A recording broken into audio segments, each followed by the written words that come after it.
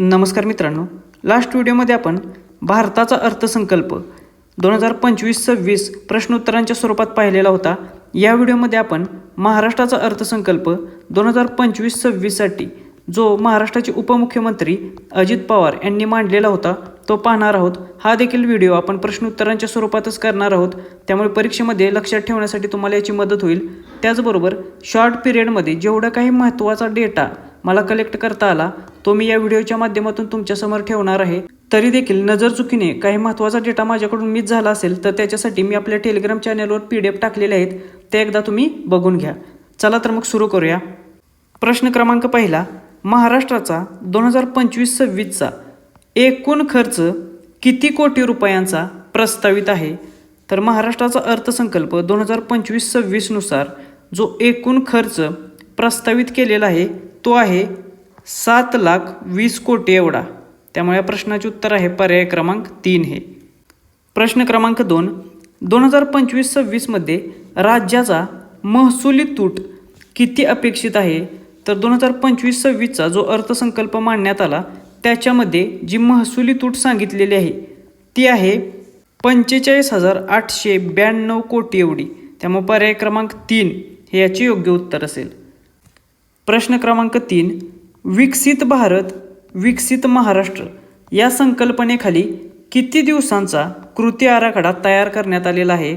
तर हा एक कीवर्ड लक्षात ठेवा, विकसित भारत विकसित महाराष्ट्र ही एक संकल्पना या अर्थसंकल्पातून मांडलेली आहे आणि याच्यासाठी एकूण 100 दिवसांचा कृती आराखडा तयार केलेला आहे. त्यामुळे पर्याय क्रमांक 3 हे याचे योग्य उत्तर असेल.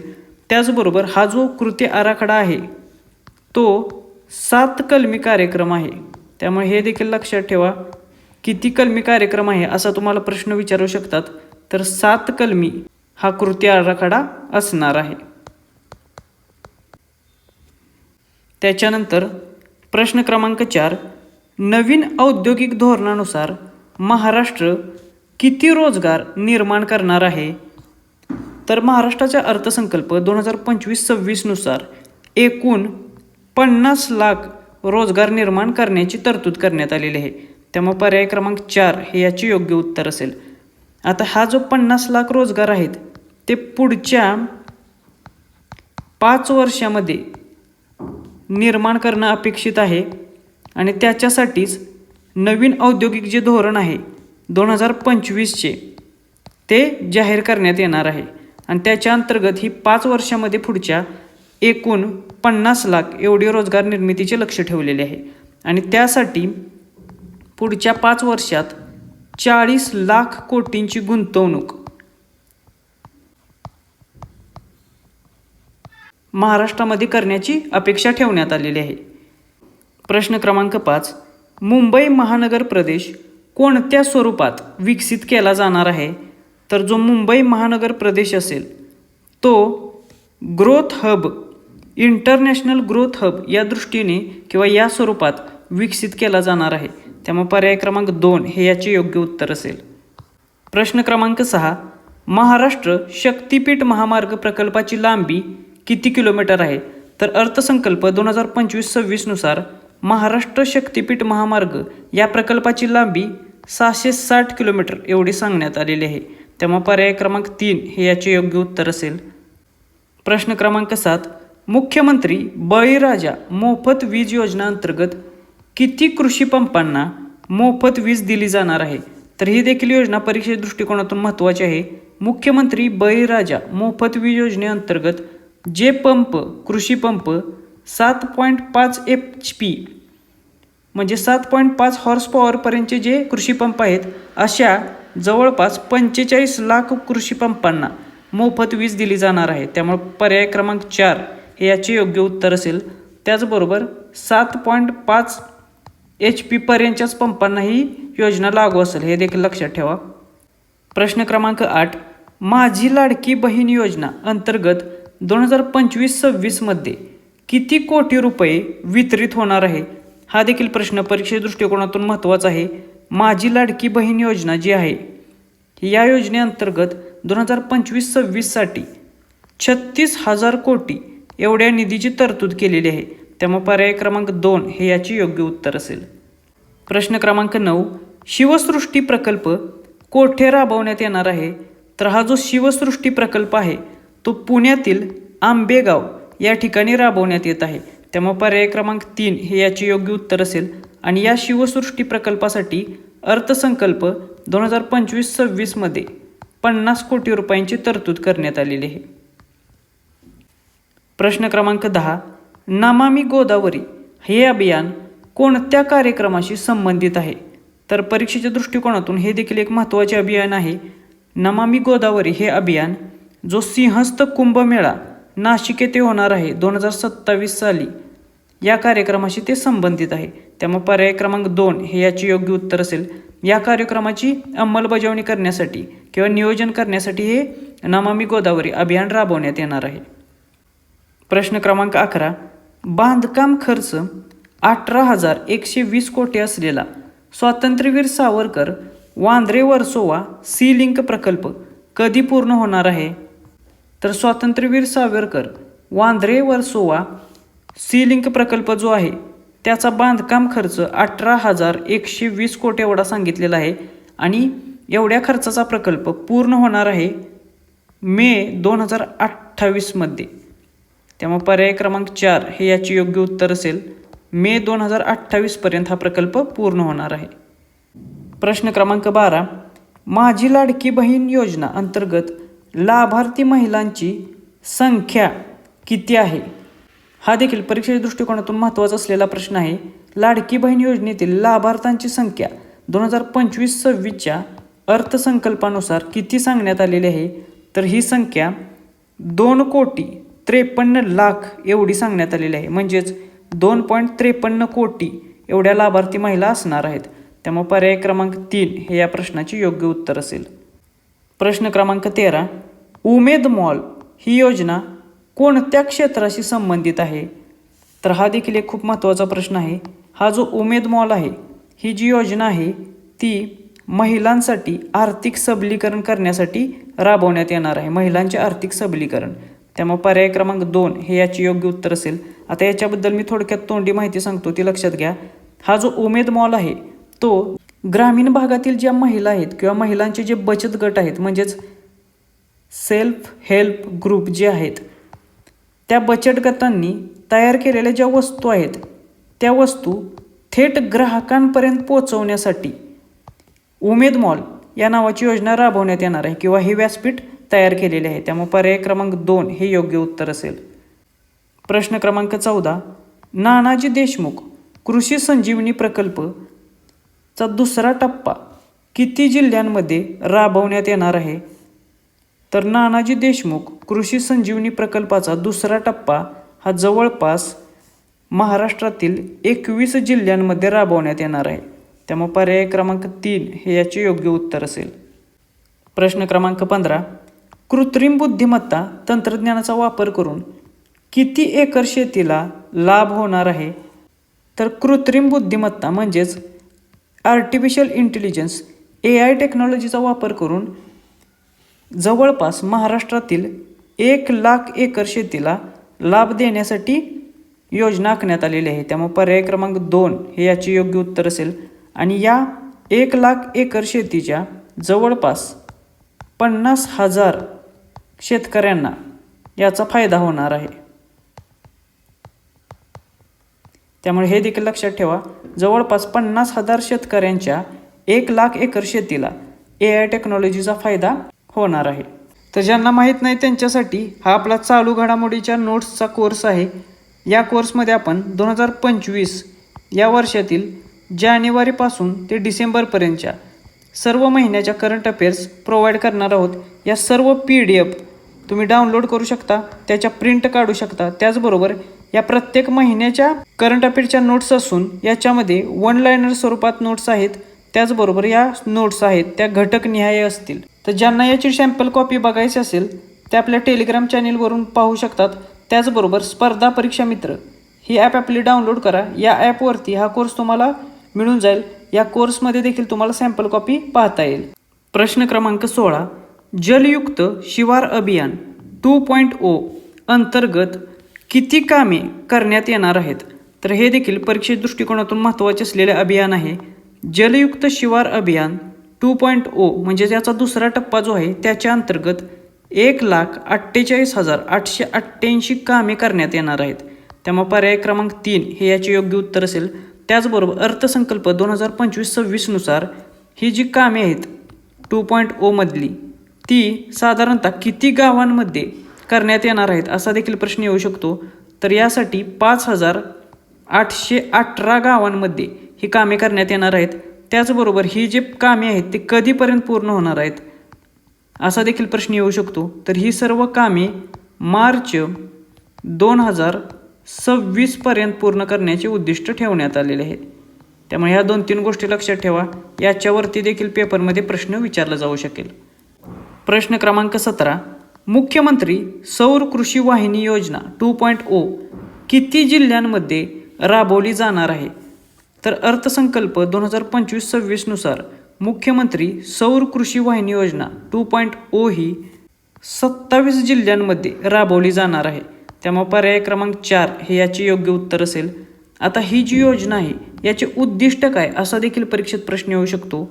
तर मुख्यमंत्री सौर कृषी वाहिनी योजनेचे उद्दिष्ट आहे जे शेतकरी आहेत त्यांना दिवसा वीज पुरवठा करण्यासाठी ही योजना राबवण्यात येत आहे. त्यामुळे हे उद्दिष्ट देखील लक्षात ठेवा. याच्यावरती प्रश्न विचारला जाऊ शकेल. प्रश्न क्रमांक 18. हिंदू हृदय सम्राट बाळासाहेब ठाकरे समृद्धी महामार्ग लगत कोणते हब विकसित होणार आहे? तर जो समृद्धी महामार्ग आहे त्याच्या लगत ॲग्रो लॉजिस्टिक हब विकसित करण्यात येणार आहे. त्याच्या संबंधित तरतूद अर्थसंकल्पात करण्यात आलेली आहे. त्यामुळे पर्याय क्रमांक 2 हे याचे योग्य उत्तर असेल. आता या जे हब आहे हे ॲग्रो लॉजिस्टिक हब याचा फायदा काय आहे? तर जे विदर्भ आणि मराठवाड्यातील शेतकरी आहेत त्या शेतकऱ्यांना या ॲग्रो लॉजिस्टिक हबचा फायदा होणार आहे. त्यामुळे हे 2 नावे किंवा हे 2 रिजन लक्षात ठेवा, विदर्भ आणि मराठवाडा. प्रश्न क्रमांक 19. महाराष्ट्र शक्तिपीठ महामार्ग प्रकल्पाचा खर्च किती आहे? तर आपण मागाशीच पाहिलं की महाराष्ट्र शक्तिपीठ महामार्ग जो प्रकल्प आहे त्याची लांबी 760 किलोमीटर सांगितलेली आहे आणि त्यासाठी येणारा जो प्रस्तावित खर्च आहे तो 86,300 कोटी एवढा सांगितलेला आहे. त्यामुळे पर्याय क्रमांक 2 हे याचे योग्य उत्तर असेल. प्रश्न क्रमांक 20. वाढवण बंदर हे कोणत्या जिल्ह्यात उभारले जाणार आहे? हा खूप वेळा प्रश्न विचारला गेलेला असेल. तर वाढवण बंदर जे आहे ते महाराष्ट्रातील पालघर जिल्ह्यामध्ये उभारले जाणार आहे. त्यामुळे पर्याय क्रमांक 3 हे याचे योग्य उत्तर असेल. आता याच्याही पुढे जाऊन ते असा प्रश्न विचारू शकतात की या वाढवण बंदरामध्ये किंवा या वाढवण बंदराच्या उभारणीमध्ये राज्य शासनाचा वाटा किंवा सहभाग किती असणार आहे? तर याच्यामध्ये राज्य शासनाचा 26% सहभाग अर्थसंकल्पामध्ये सांगण्यात आलेला आहे.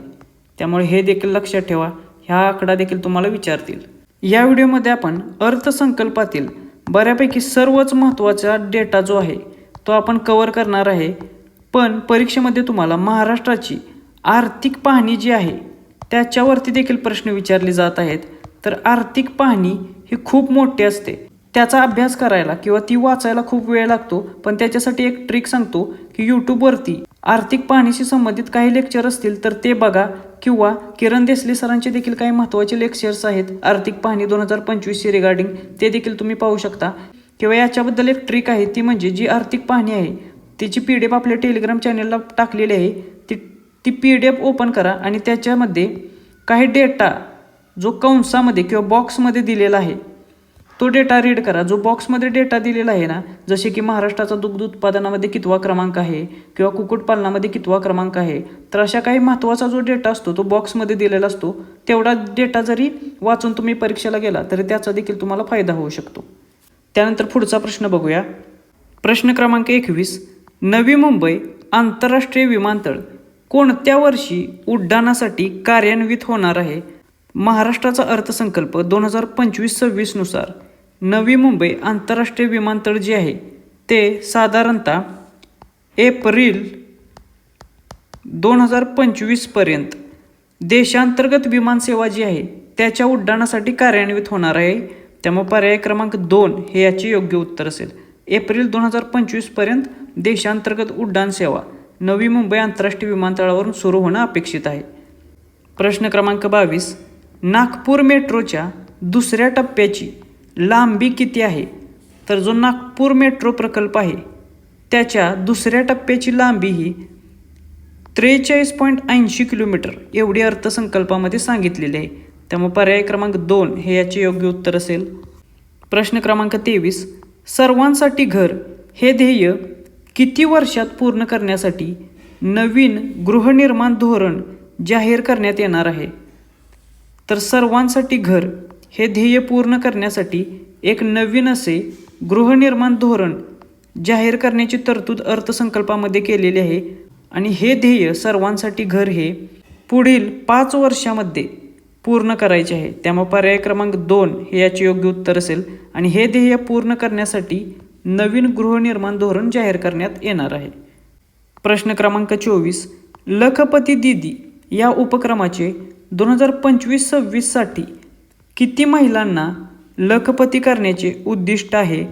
तर हे एक अभियान जे आहे लखपती दीदी अभियान ते देखील परीक्षे दृष्टिकोनातून महत्त्वाचे आहे. या अभियानाच्या अंतर्गत 2025-26 साठी एकूण 24 लाख महिलांना लखपती करण्याचे उद्दिष्ट ठेवण्यात आलेले आहे. त्यामुळे पर्याय क्रमांक 3 हे याचे योग्य उत्तर असेल. प्रश्न क्रमांक 25, दिव्यांग कल्याणासाठी जिल्हा वार्षिक योजनेच्या किती टक्के निधीचा वापर अनिवार्य करण्यात आलेला आहे? तर महाराष्ट्राचा अर्थसंकल्प 2025-26 नुसार दिव्यांग कल्याणासाठी जिल्हा वार्षिक योजना जी असते त्याच्यामधील किमान 1% निधी खर्च करणं अनिवार्य करण्यात आलेलं आहे. त्यामुळे पर्याय क्रमांक 2 हे याचे योग्य उत्तर असेल. प्रश्न क्रमांक 26, स्वच्छ भारत अभियान ग्रामीण फेज 2 साठी 2025-26 मध्ये किती निधीची तरतूद करण्यात आलेली आहे? तर स्वच्छ भारत अभियान जे ग्रामीण आहे ग्रामीण भागासाठी त्याची फेज 2 लॉन्च करण्यात आलेली आहे. आणि याच्यासाठी 2025-26 या वर्षामध्ये प्रस्तावित केलेला जो निधी आहे किंवा निधीची तरतूद आहे ती आहे 1484 कोटी एवढी. त्यामुळे पर्याय क्रमांक 2 हे याचे योग्य उत्तर असेल. त्याच्यानंतर प्रश्न क्रमांक 27, नव्या औद्योगिक धोरणानुसार किती लाख कोटींची गुंतवणूक आकर्षित करण्याचे उद्दिष्ट आहे? तर मी आपण मागाशीच सांगितलेलं की जे नवीन औद्योगिक धोरण असेल 2025 त्यानुसार पुढील 5 वर्षामध्ये 50 लाख रोजगार निर्मिती करायची आहे. आणि त्याच्यासाठी साधारणतः 40 लाख कोटी एवढ्या किमतीची गुंतवणूक आकर्षित करण्याचे उद्दिष्ट ठेवण्यात आलेले आहे. त्यामुळे पर्याय क्रमांक 3 हे याचे योग्य उत्तर असेल. हा देखील परीक्षेच्या दृष्टिकोनातून महत्त्वाचा प्रश्न आहे. प्रश्न क्रमांक 28, इनोव्हेशन सिटी प्रकल्प कुठे उभारला जाणार आहे? तर हा जो इनोव्हेशन सिटी प्रकल्प आहे तो अर्थसंकल्प 2025-26 नुसार नवी मुंबई येथे उभारण्याचे प्रस्तावित आहे. त्यामुळे पर्याय क्रमांक 3 हे याचे योग्य उत्तर आहे. प्रश्न क्रमांक 29, स्टील हब म्हणून कोणता जिल्हा विकसित होत आहे? तर हा देखील परीक्षा दृष्टिकोनातून खूप महत्त्वाचा प्रश्न आहे. तर स्टील हब म्हणून महाराष्ट्रातील गडचिरोली हा जिल्हा विकसित होत आहे. त्याबद्दल तरतूद अर्थसंकल्प 2025-26 मध्ये करण्यात आलेली आहे. त्यामुळे पर्याय क्रमांक 2 हे याचे योग्य उत्तर असेल. त्यानंतर प्रश्न क्रमांक 30, महाराष्ट्रातील ऊर्जा क्षेत्र नियोजन आणि कमी दराच्या हरित ऊर्जा खरेदीमुळे पुढील 5 वर्षात वीज खरेदी खर्च किती कमी होण्याचा अंदाज आहे? तर राज्यामध्ये ऊर्जा निर्मिती जे क्षेत्र आहे त्या क्षेत्रामध्ये योग्य पद्धतीचे नियोजन होत असून त्याचबरोबर त्या नियोजनाबरोबरच कमी दराने हरित ऊर्जेची खरेदी केली जात आहे महाराष्ट्र सरकारमार्फत. त्यामुळे पुढच्या 5 वर्षात वीज खरेदीचा जो खर्च आहे तो कमी होण्याची अंदाज व्यक्त करण्यात आलेला आहे. तर हा जो खर्च आहे वीज खरेदी खर्च तो साधारणतः 1,13,000 कोटी रुपयांनी कमी होण्याचा अंदाज आहे. त्यामुळे पर्याय क्रमांक 3 हे याचे योग्य उत्तर असेल. 1.13 लाख कोटीची बचत याच्यामुळे होणार आहे. प्रश्न क्रमांक 31, शिवस्मारक कोणत्या ठिकाणी उभारण्यात येणार आहे? तर महाराष्ट्राचा अर्थसंकल्प 2025-26 देशातील आग्रा या ठिकाणी शिवस्मारक उभारण्याची घोषणा करण्यात आलेली आहे. त्यामुळे पर्याय क्रमांक 2 हे याचे योग्य उत्तर असेल. प्रश्न क्रमांक 32, छत्रपती संभाजी महाराज स्मारक कोणत्या ठिकाणी उभारले जाणार आहे? तर छत्रपती संभाजी महाराज स्मारक हे अर्थसंकल्प 2025-26 कोकणातील संगमेश्वर या ठिकाणी उभारण्याचे प्रस्तावित आहे. त्यामुळे पर्याय क्रमांक 4 हे याचे योग्य उत्तर असेल. त्यानंतर प्रश्न क्रमांक 33, स्वर्गीय बाळासाहेब ठाकरे राष्ट्रीय स्मारक प्रकल्पाच्या दुसऱ्या टप्प्यासाठी किती निधी दिला जाणार आहे? तर स्वर्गीय बाळासाहेब ठाकरेंचे राष्ट्रीय स्मारक उभारण्यात येत आहे आणि त्या प्रकल्पाच्या दुसऱ्या टप्प्यासाठी साधारणतः 220 कोटी रुपयांचा निधी किंवा त्या निधीची तरतूद करण्यात आलेली आहे. त्यामुळे पर्याय क्रमांक 3 हे याचे योग्य उत्तर असेल. प्रश्न क्रमांक 34, श्रीराम मंदिर नूतनीकरण आणि सांस्कृतिक महोत्सव कुठे आयोजित होणार आहे? तर अर्थसंकल्प महाराष्ट्राच्या 2025-26 श्रीराम मंदिराचे नूतनीकरण आणि त्याचबरोबर सांस्कृतिक महोत्सवाचे आयोजन हे महाराष्ट्रातील नागपूर जिल्ह्यातील रामटेक या ठिकाणी आयोजित होणार आहे. त्यामुळे पर्याय क्रमांक 3 हे याचे योग्य उत्तर असेल. प्रश्न क्रमांक 35, अभिजात मराठी भाषा सन्मान दिवस कोणत्या दिवशी साजरा केला जाईल? तर मराठी भाषेला अभिजात भाषेचा दर्जा मिळालेला आहे आणि त्याच्या स्मरणार्थ अभिजात मराठी भाषा सन्मान दिवस म्हणून 3 ऑक्टोबर हा दिवस साजरा केला जाणार आहे. तशी घोषणा महाराष्ट्राचा अर्थसंकल्प 2025-26 अर्थमंत्री अजित पवार यांनी केलेली आहे. त्यामुळे पर्याय क्रमांक 3 हे याचे योग्य उत्तर असेल. प्रश्न क्रमांक 36, दुर्गम ते सुगम या कार्यक्रमांतर्गत किती ठिकाणे रोपवेने जोडली जाणार आहेत? तर हा एक नवीन कार्यक्रम आहे दुर्गम ते सुगम आणि या कार्यक्रमाअंतर्गत जवळपास 45 टुरिस्ट ठिकाणे ही रोपवेने जोडली जाणार आहेत. त्यामुळे पर्याय क्रमांक 4 हे योग्य उत्तर आहे. प्रश्न क्रमांक 37, महाराष्ट्र सरकारने 2025-26 महसुली प्राप्ती किती अंदाजित केलेली आहे? तर महाराष्ट्राचा अर्थसंकल्प 2025-26 जी महसुली प्राप्ती अंदाजित प्रस्तावित करण्यात आलेली आहे ती आहे 5,60,963 कोटी रुपये एवढी. त्यामुळे पर्याय क्रमांक 3 हे याचे योग्य उत्तर असेल. महसुली प्राप्तीचा अंदाज किती आहे? तर 5,60,963 कोटी एवढा. आता इथून पुढे काही महत्त्वाचे आकडे आहेत जे अर्थसंकल्पाशी संबंधित आहेत, त्यामुळे ते लक्षपूर्वक बघा. जरी लक्षात नाही राहिले तरी पेपरमध्ये तुम्हाला गेसवर्क करण्यासाठी याचा नक्कीच फायदा होईल. प्रश्न क्रमांक 38, 2025-26 राज्याचा राजकोषीय तूट किती आहे? तर अर्थसंकल्पीय अंदाज 2025-26 राज्याची राजकोषीय तूट ही जवळपास 1,36,234 कोटी एवढी सांगण्यात आलेली आहे. त्यामुळे पर्याय क्रमांक 3 हे याचे योग्य उत्तर असेल. आणि ही जी राजकोषीय तूट आहे 1,36,234 कोटी ही साधारणतः 2.8% ग्रॉस स्टेट डॉमेस्टिक प्रॉडक्टच्या असणार आहे. म्हणजे राज्याचा जो उत्पन्न आहे स्थूल उत्पन्न त्या उत्पन्नाच्या जवळपास 2.8% राज्याच्या GDPच्याही असणार आहे. त्यामुळे हा आकडा देखील लक्षात ठेवा. याच्यावरती देखील पेपरमध्ये प्रश्न येऊ शकतो.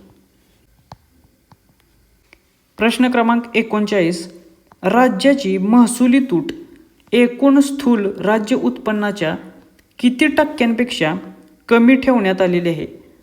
तर महाराष्ट्राचा अर्थसंकल्प 2025-26 राज्याची महसुली तूट ही एकूण स्थूल राज्य उत्पन्नाच्या 1% देखील कमी ठेवण्यात आलेली आहे. त्यामुळे पर्याय क्रमांक 1 हे याचे योग्य उत्तर असेल. ही जी महसुली तूट आहे 2025-26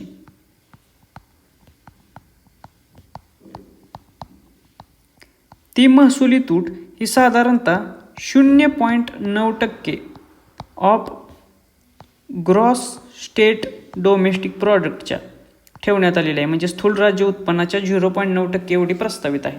हा देखील खूप महत्त्वाचा प्रश्न आहे परीक्षेच्या दृष्टिकोनातून. त्याचबरोबर पाठीमागचा हा जो प्रश्न होता तो देखील खूप महत्त्वाचा होता. त्यानंतर प्रश्न क्रमांक 40, राज्य सरकारने एकूण राजकोषीय तूट स्थूल राज्य उत्पन्नाच्या किती टक्क्यांपेक्षा कमी ठेवण्यात यश मिळवलेले आहे? तर हे आपण मागाशीच पाहिलेले आहे की महाराष्ट्र राज्य सरकारने 2025-26साठी एकूण राजकोषीय तूट जी आहे ती स्थूल राज्य उत्पन्नाच्या 3% कमी ठेवण्यात यश मिळवलेले आहे. त्यामुळे पर्याय क्रमांक 3 हे याचे योग्य उत्तर असेल. आपण मागाशी पाहिल्याप्रमाणे 2025-26साठी 2.8% एवढी तूट असणार आहे. त्यामुळे ती साधारणतः 3% कमी असणार आहे. प्रश्न क्रमांक 41, ठाणे येथे किती खाटांचे रेफरल हॉस्पिटल उभारण्यात येणार आहे? तर ठाणे येथे साधारणतः 200 खाटांचे रेफरल हॉस्पिटल उभारण्यात येणार आहे.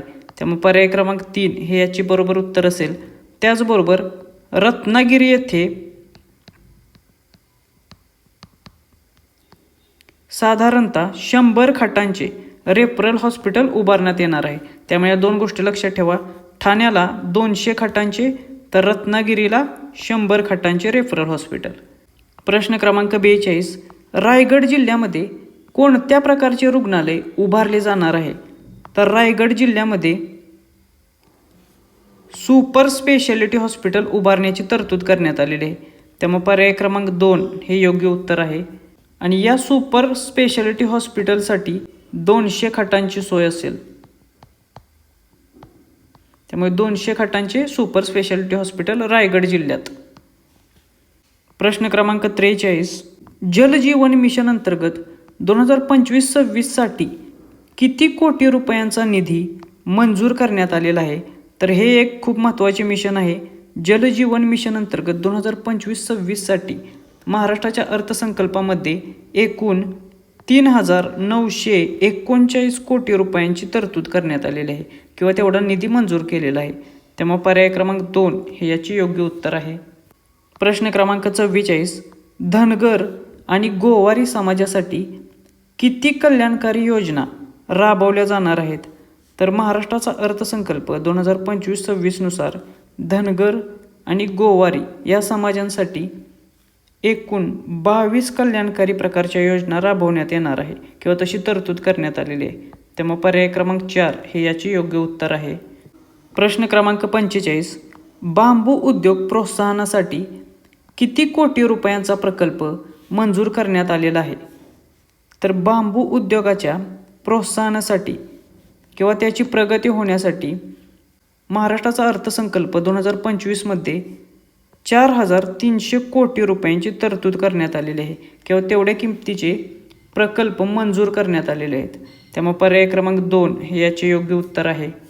प्रश्न क्रमांक 46, नैसर्गिक शेती मिशन म्हणजेच नॅचरल फार्मिंग मिशनसाठी पुढील 2 वर्षामध्ये किती निधी मंजूर करण्यात आलेला आहे? तर नैसर्गिक शेतीची वाढ होण्यासाठी नैसर्गिक शेती मिशन लॉन्च करण्यात येणार आहे आणि या नॅचरल फार्मिंग मिशन अंतर्गत पुढच्या 2 वर्षामध्ये किंवा पुढच्या 2 वर्षांसाठी 255 कोटी रुपयांच्या निधीची तरतूद किंवा निधी मंजूर करण्यात आलेला आहे. त्यामुळे पर्याय क्रमांक 2 हे याचे उत्तर आहे. आता हे जे मिशन आहे नॅचरल फार्मिंग मिशन त्याच्या अंतर्गत लाभार्थी किती शेतकरी होणार आहेत? तर याच्या अंतर्गत 2,13,625 शेतकरी लाभार्थी होणार आहेत. त्यामुळे ही लाभार्थ्यांची संख्या देखील लक्षात ठेवा. अशा प्रकारचा प्रश्न देखील तुम्हाला पेपरमध्ये विचारला जाऊ शकतो. प्रश्न क्रमांक 47, राज्यात नवीन किती न्यायालये स्थापन होणार आहेत? तर अर्थसंकल्प 2025नुसार राज्यामध्ये नवीन अशी एकूण 18 न्यायालये स्थापन होण्याची तरतूद केलेली आहे. त्यामुळे पर्याय क्रमांक 3 हे याचे योग्य उत्तर असेल.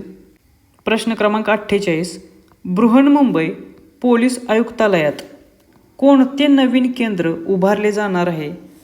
तर बृहन्मुंबई पोलीस आयुक्तालय जे आहे त्या ठिकाणी AI आधारित कमांड कंट्रोल सेंटर उभारण्यात येणार आहे. त्यामुळे पर्याय क्रमांक 3 हे याचे योग्य उत्तर आहे. हा देखील खूप महत्त्वाचा प्रश्न असेल परीक्षेच्या दृष्टिकोनातून. प्रश्न क्रमांक 49, Maharashtra cyber crime security corporation कोणत्या उद्देशाने स्थापन होणार आहे? तर याच्या नावामध्येच उत्तर आहे. तर हे सायबर क्राईम सिक्युरिटी कॉर्पोरेशन जर असेल तर याचा उद्देश काय असेल तर सायबर सुरक्षा प्रदान करणे. त्यामुळे सायबर सुरक्षेसाठी Maharashtra cyber crime security corporation किंवा महामंडळाची स्थापना करण्यात येणार आहे. त्यामुळे पर्याय क्रमांक 2 याचे योग्य उत्तर आहे.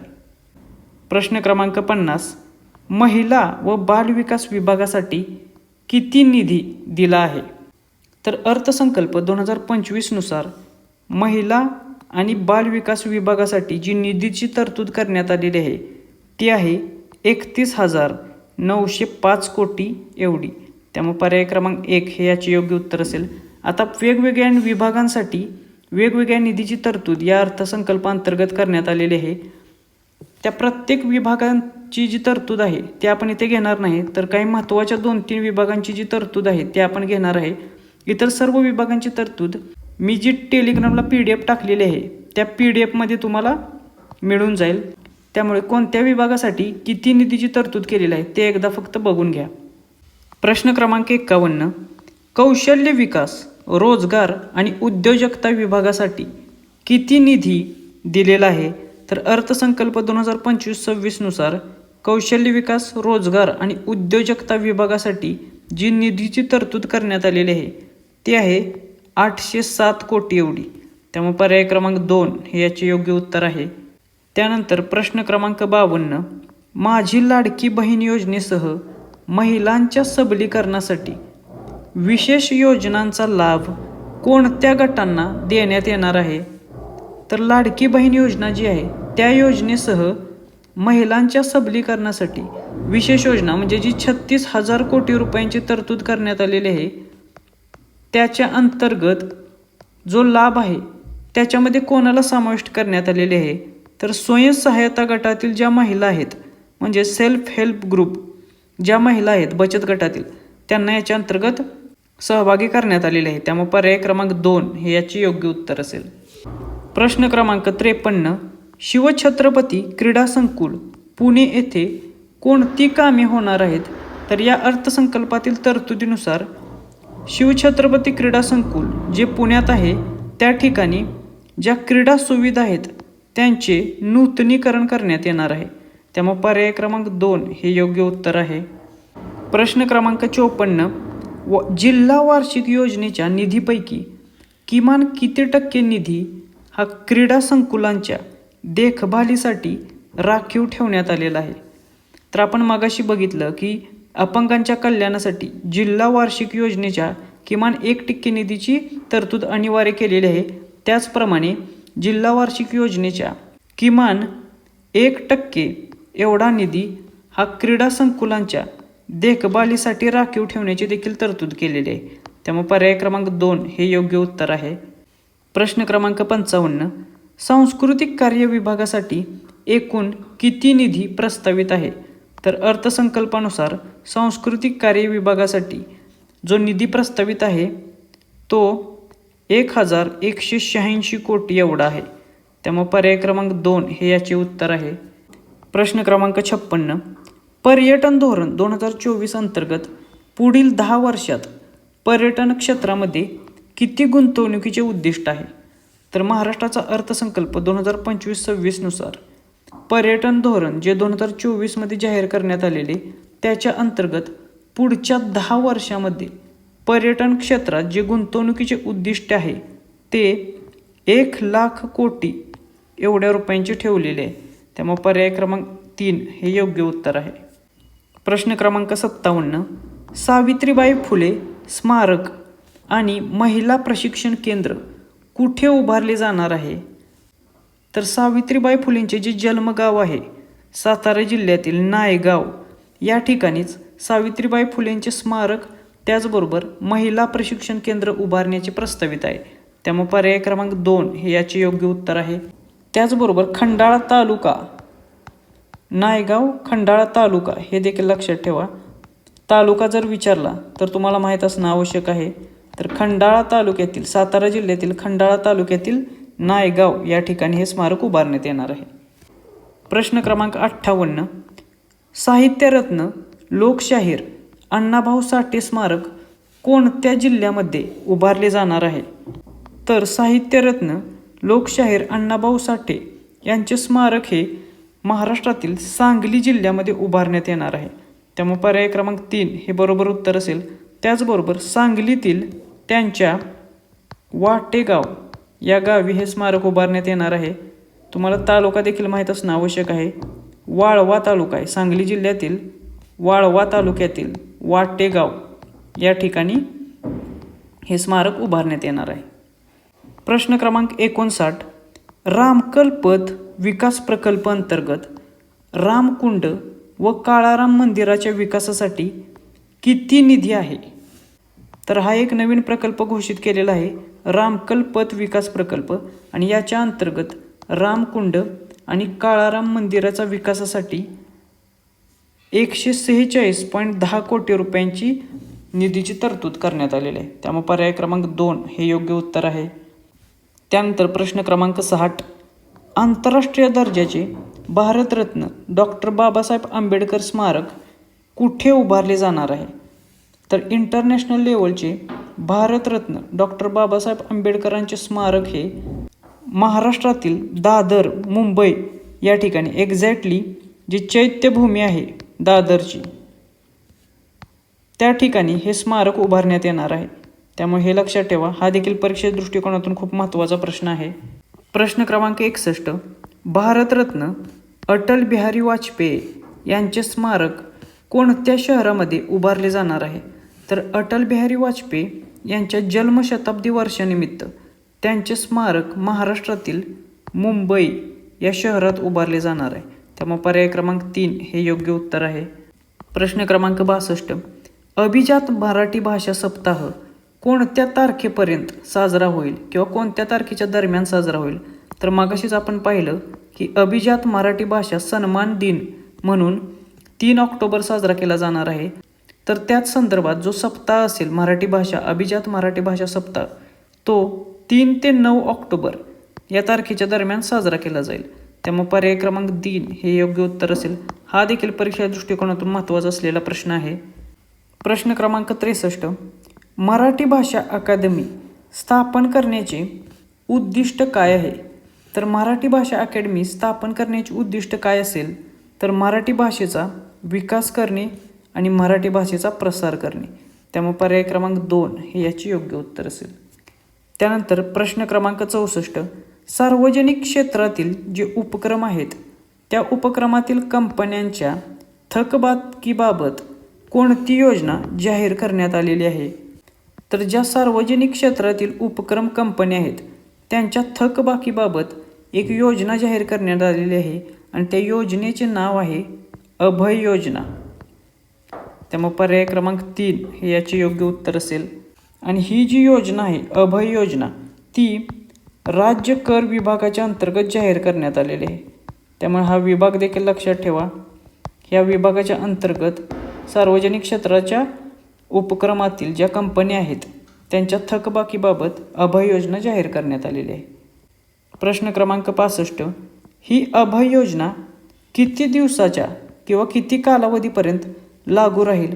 तर या अभय योजनेचा कालावधी जो अर्थसंकल्पामध्ये सांगितलेला आहे तो आहे 31 डिसेंबर 2025 पर्यंत ही अभय योजना लागू राहील. त्यामुळे पर्याय क्रमांक 2 हे योग्य उत्तर असेल.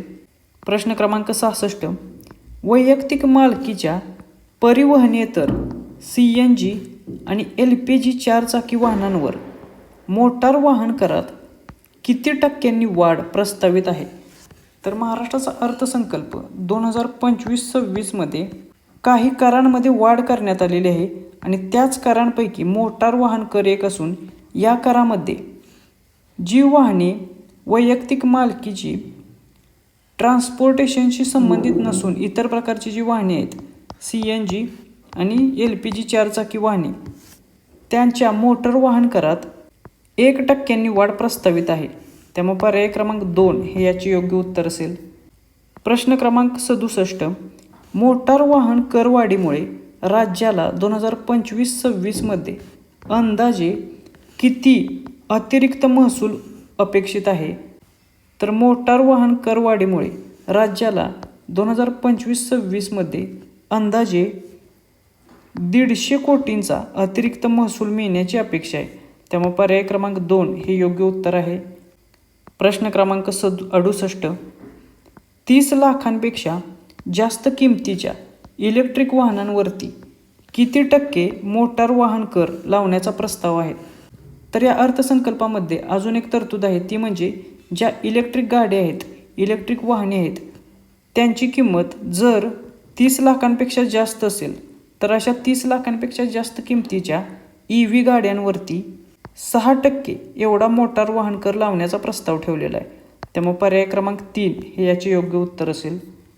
प्रश्न क्रमांक 69, मोटार वाहन कराची जास्तीत जास्त मर्यादा कितीवर वाढवण्यात आलेली आहे? तर जो मोटार वाहन कर आहे त्याची जास्तीत जास्त मर्यादा ही 20 लाखांवरून 30 लाखांपर्यंत वाढवण्यात आलेली आहे. त्यामुळे पर्याय क्रमांक 2 हे याचे योग्य उत्तर असेल. याचे रिझन काय आहे? तर महाराष्ट्र सरकारला अतिरिक्त महसूल गोळा करायचा आहे आणि या अतिरिक्त महसुलाची तरतूद ते मोटार वाहन कराची टक्केवारी वाढवून करत आहेत. आणि हे जे मर्यादा वाढवलेली आहे याच्यानुसार त्यांना 2025-26 या अर्थसंकल्पानुसार 170 कोटी रुपये एवढा अतिरिक्त महसूल अपेक्षित आहे. त्यामुळे या महसूल वाढीसाठीच त्यांनी ही तरतूद केलेली आहे. त्यानंतरचा प्रश्न आहे प्रश्न क्रमांक 70, बांधकाम क्षेत्रात वापरल्या जाणाऱ्या क्रेन, कॉम्प्रेसर, एक्सकॅव्हेटर यासारख्या वाहनांवरती किती टक्के मोटार वाहन कर प्रस्तावित आहे? तर बांधकाम क्षेत्रामध्ये, कन्स्ट्रक्शन लाईनमध्ये ज्या काही क्रेन, कॉम्प्रेसर किंवा एक्सकॅव्हेटर वापरली जातात किंवा अशी प्रकारची जी वाहने वापरली जातात त्याच्यावरती 7% मोटार वाहन कर प्रस्तावित आहे. त्यामुळे पर्याय क्रमांक 3 हे याचे योग्य उत्तर आहे.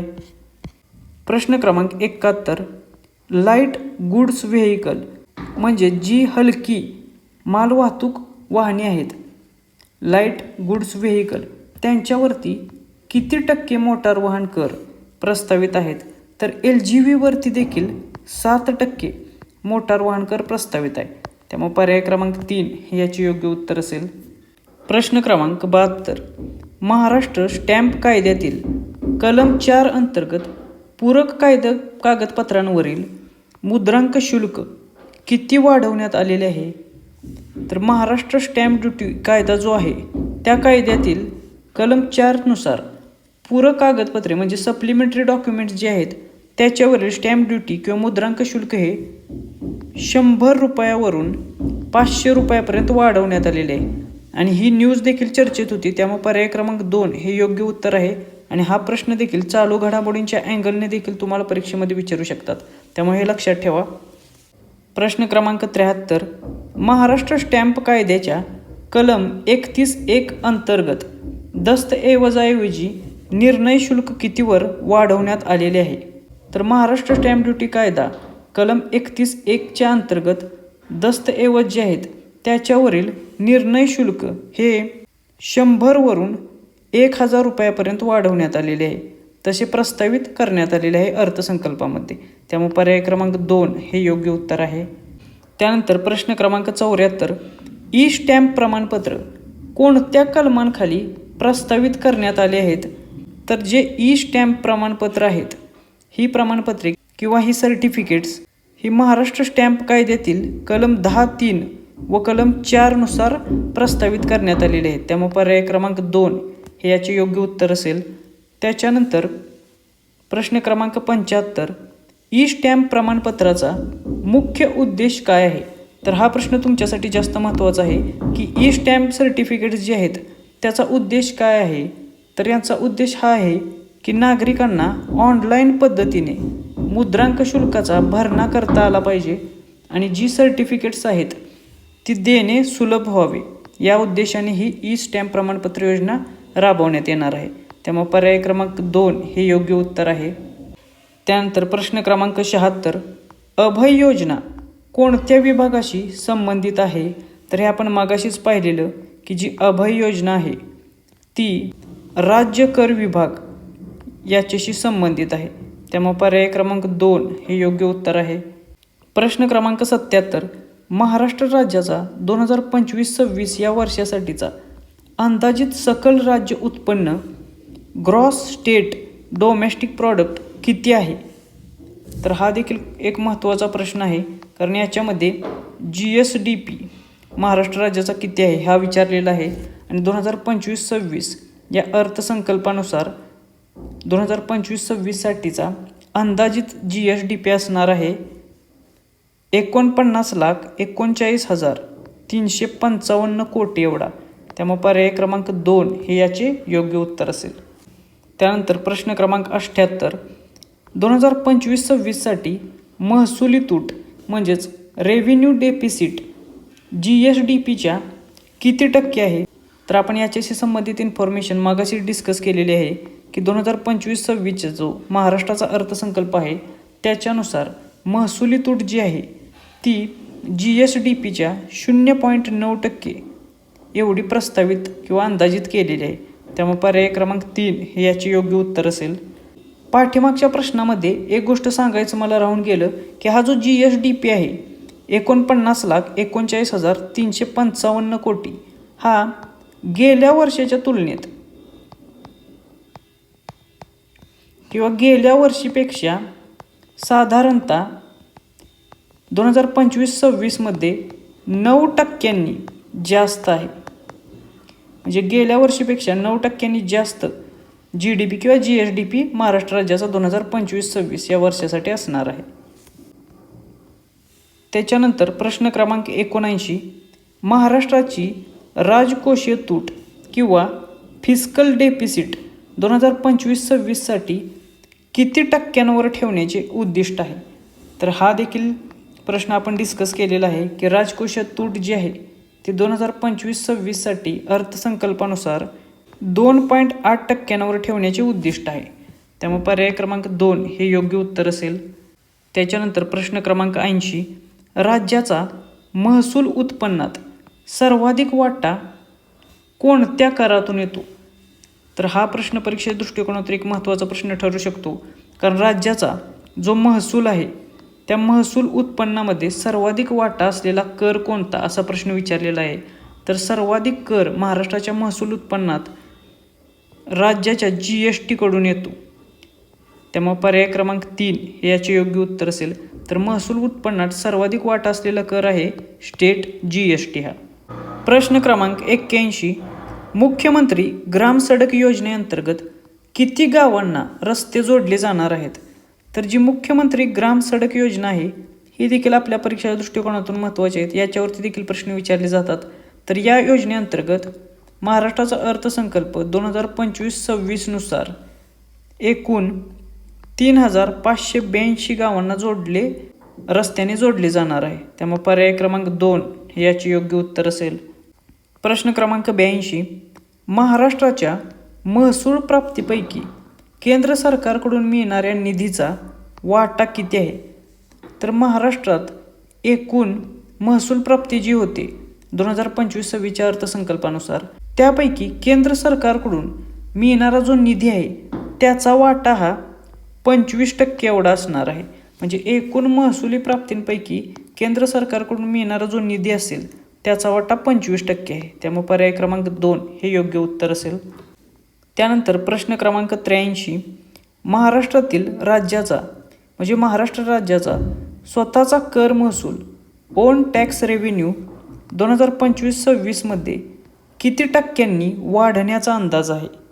तर गेल्या वर्षीपेक्षा म्हणजे 2024-25चा जो अर्थसंकल्प होता किंवा त्याचे जे आकडे होते कर महसुलाचे त्याच्यापेक्षा 5% जास्त कर महसूल 2025-26 मध्ये महाराष्ट्र सरकारला प्राप्त होण्याचा अंदाज आहे.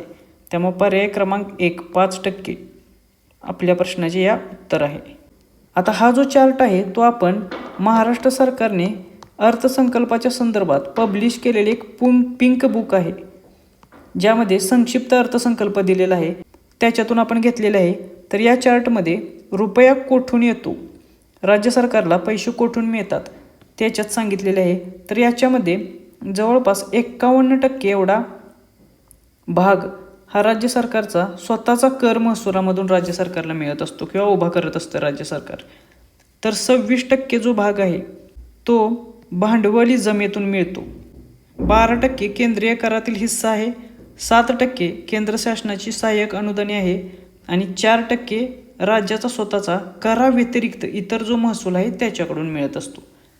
त्यानंतर हा जो चार्ट आहे याच्यामध्ये राज्य सरकारचा रुपया कुठे खर्च होतो किंवा आलेले पैसे कुठे जातात किंवा राज्य कुठे खर्च करते ते सांगितलेलं आहे. तर सर्वाधिक खर्च जो आहे तो इतर खर्च 28% दाखवलेला आहे. मात्र याच्या व्यतिरिक्त सर्वाधिक खर्च जर कुठे होत असेल तर तो वेतनावरती होतो 23% एवढा. त्यानंतर निवृत्ती वेतनावरती 10%, जी इंटरेस्ट पेमेंट किंवा व्याज द्यायचे आहे त्याच्यावर 9% खर्च होतो. मूळ कर्ज जे घेतलेलं आहे त्याच्या परतफेडीवर 8% खर्च होतो. याच्या व्यतिरिक्त 11% भांडवली खर्च आहे, 7% सबसिडीज किंवा जे अर्थसहाय्य केले जाते त्याच्यावरती आहे आणि 4% जो आहे तो स्थानिक स्वराज्य संस्थांना GST करामुळे द्यावयाची नुकसान भरपाई आहे. तर हे 2 चार्ट बघून घ्या. याच्यावरती देखील TCS तुम्हाला पर्सेंटेजमध्ये क्वेश्चन विचारू शकते. त्यानंतर प्रश्न क्रमांक 84, महाराष्ट्राचा एकूण प्रलंबित कर्ज आउटस्टँडिंग डेट GSDPच्या किती टक्के आहे 2025-26च्या अर्थसंकल्पानुसार. तर हे एक कॅल्क्युलेशन आहे, हे काही अर्थसंकल्पामध्ये मेन्शन केलेलं नाही आहे. मात्र जे काही इतर डॉक्युमेंट्स आहेत अर्थसंकल्पासंबंधित महाराष्ट्राचे त्याच्यामध्ये एक कॅल्क्युलेशन करून मांडलेलं आहे. तर जे काही महाराष्ट्राचे एकूण प्रलंबित कर्ज आहे आउटस्टँडिंग डेट हे GSDPच्या साधारणतः 18.4% एवढे आहे. त्यामुळे पर्याय क्रमांक 2 हे याचे योग्य उत्तर आहे. प्रश्न क्रमांक 85, महाराष्ट्राच्या महसुली उत्पन्नातील स्वतःच्या स्रोतामधून मिळणारा वाटा किती टक्के आहे. तर महाराष्ट्राच्या महसुली उत्पन्नातील मगाशी आपण पाहिलेलं होतं की एकूण महसूल उत्पन्नातील 25% वाटा जो आहे तो केंद्र सरकारकडून निधीच्या स्वरूपात मिळतो. त्यामुळे राहिलेला म्हणजेच 75% एवढा वाटा हा महाराष्ट्र सरकारच्या स्वतःच्या स्रोतांमधून मिळणारा वाटा आहे. त्यामुळे पर्याय क्रमांक 3 हे याचे योग्य उत्तर असेल. त्यानंतर प्रश्न क्रमांक 86, FRBM समितीच्या शिफारशीनुसार राज्याचे एकूण कर्ज GSDPच्या किती टक्क्यांपेक्षा कमी ठेवण्याचे उद्दिष्ट आहे. तर हे एक ऑब्झर्वेशन आहे जे FRBM समितीने नोंदवलेले आहे की जी राज्य आहेत त्या राज्यांचे एकूण कर्ज हे त्यांच्या GSDPच्या 20% कमी ठेवण्याचे उद्दिष्ट त्यांनी सुचवलेले आहे. त्यामुळे पर्याय क्रमांक 2 हे याचे योग्य उत्तर असेल. प्रश्न क्रमांक 87, CAG 2024नुसार सन 2023-24 मध्ये महाराष्ट्राच्या एकूण कर्जातील किती टक्के कर्ज हे 2029-30 पर्यंत परतफेड करायचे आहे. तर CAGचा 2024चा जो रिपोर्ट होता किंवा जे ऑब्झर्वेशन होते त्याच्यानुसार 2023-24च्या आकडेवारीवर आधारित महाराष्ट्राच्या एकूण कर्जातील साधारणतः 52% कर्ज हे 2029 ते 30 पर्यंत त्याची परतफेड करायची होती महाराष्ट्राला. त्यामुळे पर्याय क्रमांक 3 हे याचे योग्य उत्तर आहे. तर अशा रीतीने आपण महाराष्ट्राचा अर्थसंकल्प जो आहे त्याच्याशी संबंधित सर्व महत्त्वाचे पॉईंट कव्हर करण्याचा प्रयत्न केलेला आहे. तरी देखील काही महत्त्वाचे पॉईंट जर मिस झाले असतील तर त्याच्यासाठी मी आपल्या टेलिग्राम चॅनेलवरती PDF टाकलेले आहेत, त्या तुम्ही एकदा नजरेखालून घाला. टेलिग्राम चॅनेलची लिंक खाली आपल्या डिस्क्रिप्शन बॉक्समध्ये दिलेली आहे. तर ही आपली चालू घडामोडींची नोट्स स्वरूपातील PDF आहे. आता परीक्षा चालू झाली असल्यामुळे ही काय तुमची वाचून होणार नाही, त्यामुळे मी रिकमेंड करत नाही की तुम्ही परचेस करा.